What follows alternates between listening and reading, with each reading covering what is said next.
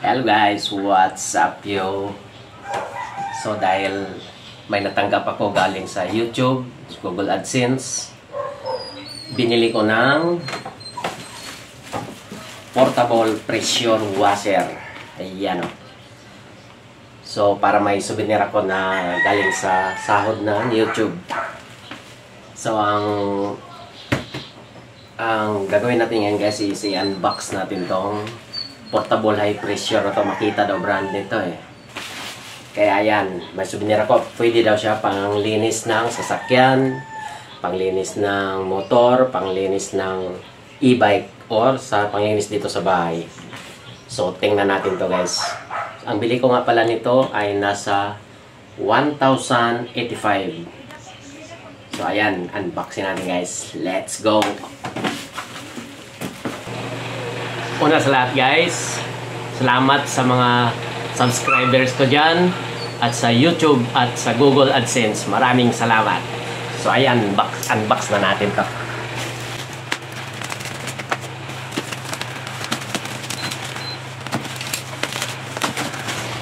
Oh, yan pala oh. Ayun ko, ano kayang bag yan. Kaya ito lagayan niya. Meron siyang lagayan.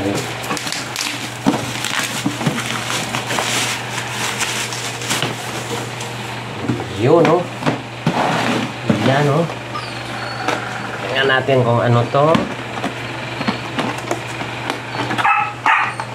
Wow! Wow! Yung hose niya. Yung nozzle.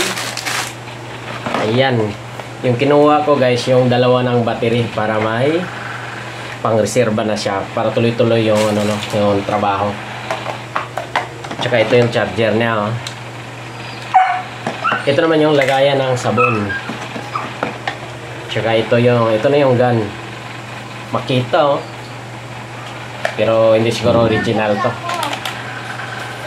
Tapos ito, tingnan natin anong laman nito.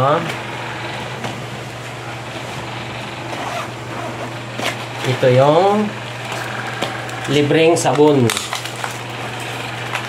Tamang-tama talaga kay Wigo to. Yan ang libreng sabon niya guys. Yan ang libreng sabon niya. So ayan, ito lahat yung laman niya. So i-charge muna natin to. Charge muna natin bago natin subukan. Kaya charge ko muna guys, tapos subukan natin mamaya pag may laman na siya. So ayan guys, nag-charge siya. Yan, nakapula. Pag na full charge yan siya, magkulay green.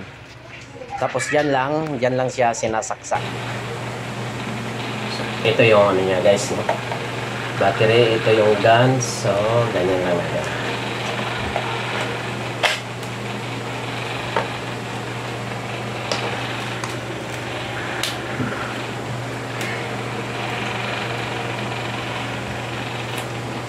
Dito pala, hindi na ako magsasalita. Ano ko na lang, fast forward ko na lang. Diba? Para hindi manawa yung manood. Uy, plato. Haba din, oh. 1, 2, 3, 4, 5, 6 meters. 6 meters din yung hose niya.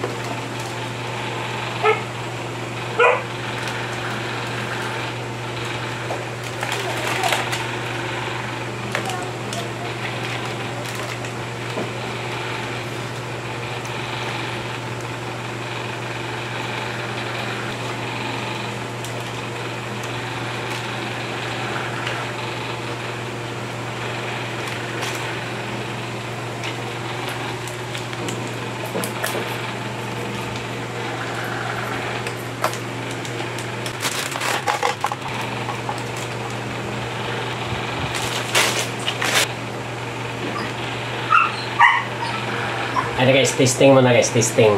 Testing na natin sa labas. So testing natin dito guys. Ayan ang mga lumot. Ayun.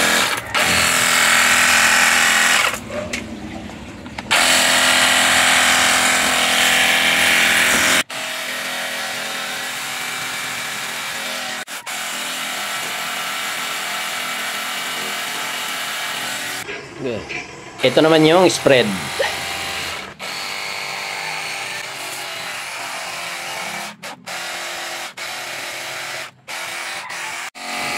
Ito din yung sabon or shampoo niya.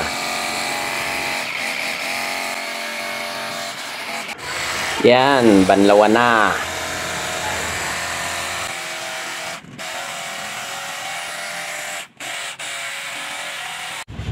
Hello guys. Ito na yung high pressure. So after 1 week na paggamit ko nito guys, ang masasabi ko lang is okay siya, ayos siya. Sa panglinis ng bahay, panglinis ng motor, tsaka panglinis ng sasakyan. Pero hindi siya ganun kalakas talaga na malakas as in. Pero pwede na. Tapos yung battery naman niya, aabot ng halos 1 oras yung abot ng battery niya. Tapos 2 battery. Ang medyo problema nga lang, pag i-straight mo talaga siya ng gamit yung battery, ay umiinit siya dito. Umiinit siya kaunti. Kaya pangit pag i-diretso mo tong 2 battery na i-ubos mo talaga yung ano niya. Sa mga lumot, tanggal talaga niya yung mga lumot nito. So maayos talaga siya panglagay sa bahay guys. Kaya recommended ko na to guys. So ito na yung souvenir ng YouTube. So thank you very much.